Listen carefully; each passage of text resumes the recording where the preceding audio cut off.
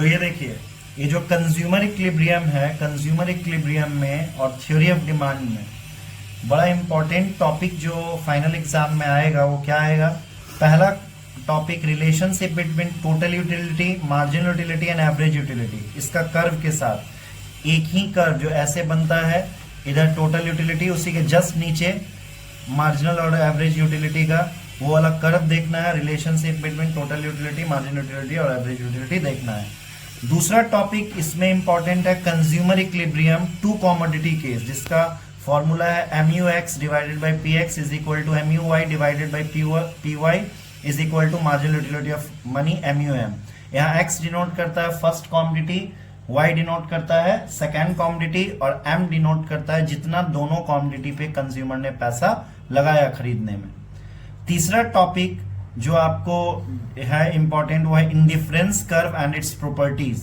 Graph के साथ indifference curve की प्रॉपर्टी है 4-5 कर्व के साथ, बड़ा ही इंपॉर्टेंट है ये, BBI भी है।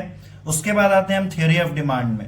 मार्केट डिमांड कर्व, एक ही डिमांड पे कर्व पे जब 2-3 डिमांड कर्व हो जाएगा तो इंडिविजुअल डिमांड कर्व से होते हुए मार्केट डिमांड कर्व की तरफ चलेगा।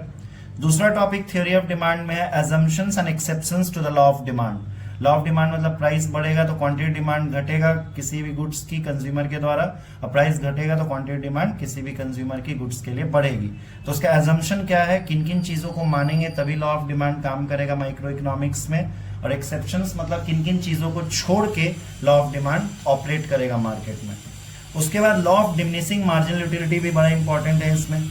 Law of diminishing marginal utility क्या कहता है कि जैसे जैसे कंज्यूमर किसी भी गुड्स की यूनिट को ज्यादा से ज्यादा कंज्यूम करते चला जाएगा, सेम गुड्स होना चाहिए। तो जैसे जैसे वो क्वांटिटी की यूनिट्स को ज्यादा से ज्यादा कंज्यूम करेगा, हर यूनिट से मिलने वाली सेटिस्फैक्शन घटते चली जाएगी और एक समय ऐसा आएगा कि यूटिलिटी जीरो हो जाएगी।